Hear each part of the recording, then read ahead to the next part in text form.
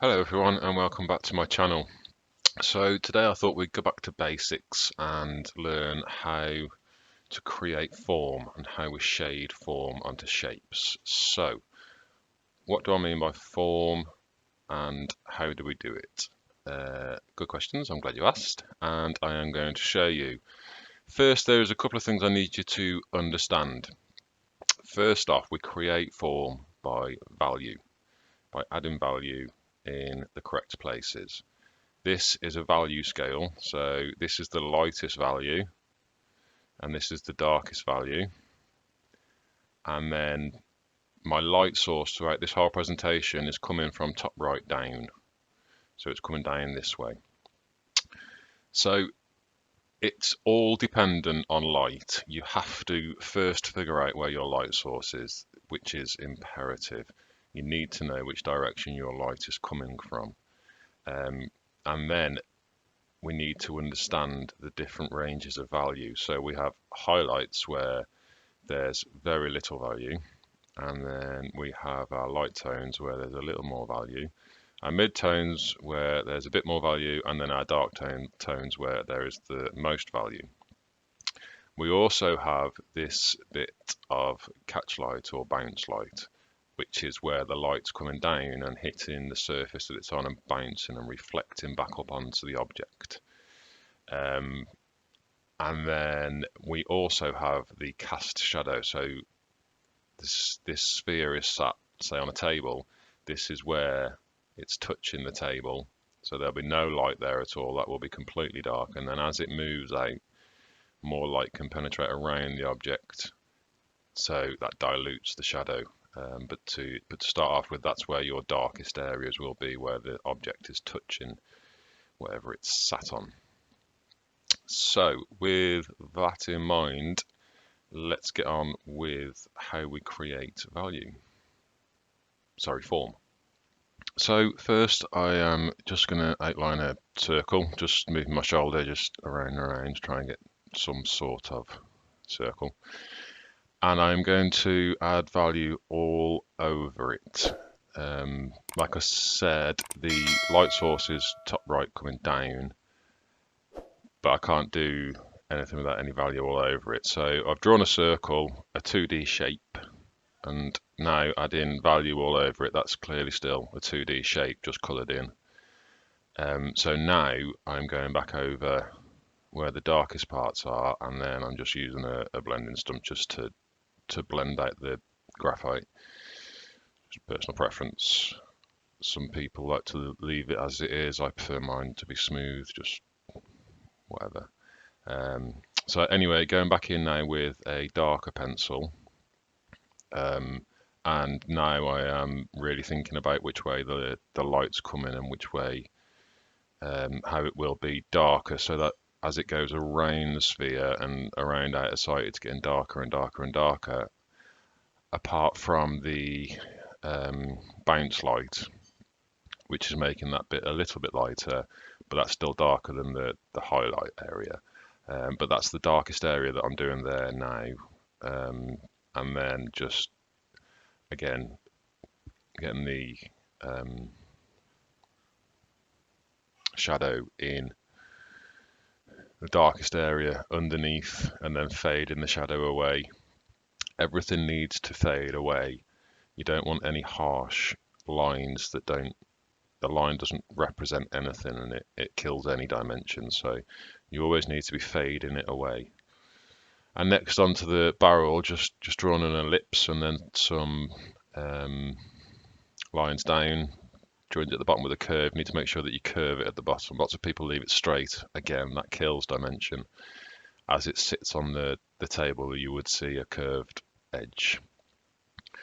And so again, it's going to be darkest in the middle, and then as it curves around towards the left, towards the bounce light, it's getting marginally lighter because the bounce light lights it marginally, but that's where it is now in the middle, the darkest area. It's getting darker towards the left and getting lighter towards the right, because that's where the main light is coming from. So that's going to be the highlighted area.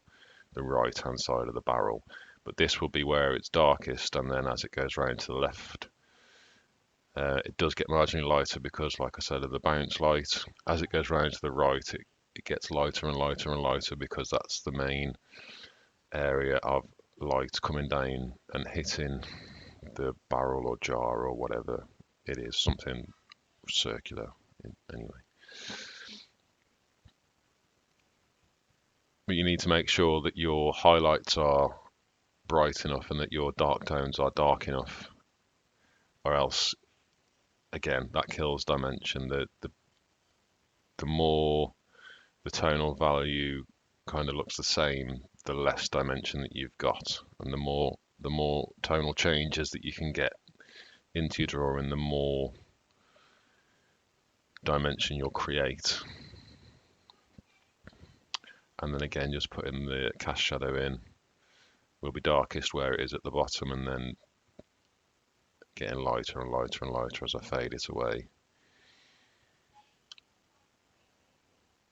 Always thinking about the light, always thinking about the direction of where the light's coming from and where it will cast a shadow and how strong the shadow will be in certain areas. And now moving on to the cone, just roughly outlining a triangle shape but with a curved bottom again.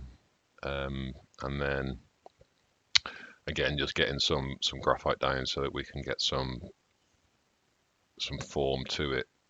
When it's just an outline and it's white in the middle, it's just a shape. There's no form to it whatsoever.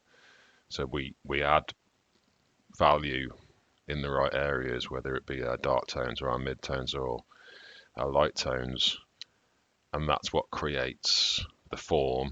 Is how we play on the lighting. So with realistic drawings, obviously perspection is the main thing, but after that it really is tonal values and getting your lights coming from the right direction, and your dark shadows where they need to be and your light tones where you need to be. Same goes with colored pencil drawings. Color really isn't the be all and end all of colour pencil drawings, as silly as it sounds. It's much more about tonal value. You've got to get your tonal value correct, and the easiest way to do that is to understand how shadows are created, how the light bounces around and works to create the shadows. And then you're not relying on always looking at something. You can figure it out in your head just by knowing where the light direction is coming from. So now moving on to the cube, just roughing out a square and then joining 3 lines coming out the back of it to make a cube. But again, at the moment it's just a flat 2D shape. So we need to add some value to it to create some form. So this is the darkest side because this is the one facing most away from the light source. So the darker it is, the more value we need to add.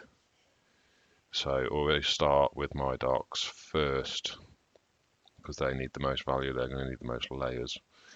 And then so this top layer will be our light tones because this is getting the most light. It's where the main light's shining down onto the top of it. And then this front one will be our mid tones. Not as bright as on top because it's not in direct light, but not as dark as the other side because it's not directly away from the light either. So it's still getting some light, but not as much as the top, and more. It's still catching more light than the side that's completely in the dark. It's getting no light whatsoever. So that side bit needs darkening up some more because obviously that now has little dimension to it at all. But then when you go over with your dark tones, this is where you see the dimension come back, because as a human eye and brain can understand how that's the case, how that is the darkest part, because so it makes sense to the human eye without even having to think about it, which in turn makes your drawings more and more realistic when people don't need to think, well, what's that bit and what's that bit? If it's understood by the tonal value and it makes sense, then it really, if you can understand the concept, it really does make realistic drawings so much easier. So again, just casting the shadow now, making sure the darkest is where it needs to be, and then fading it away. And that's it really. It's just, yeah, really important that you understand where your light source is, and from where your light source is, there you go, that's where my light source is. From there, understanding where your shadows will be cast and where your darkest tones will be on the object that you're adding form to. That catch light was a little bit bright there. It needs to be a little bit darker than the highlight, so I'll just darken that off a little bit, but that is pretty much it. So once again, if you've made it this far, thank you for watching, and please subscribe if you haven't already, and I will see you soon for another tutorial. All right, thanks guys. Speak soon.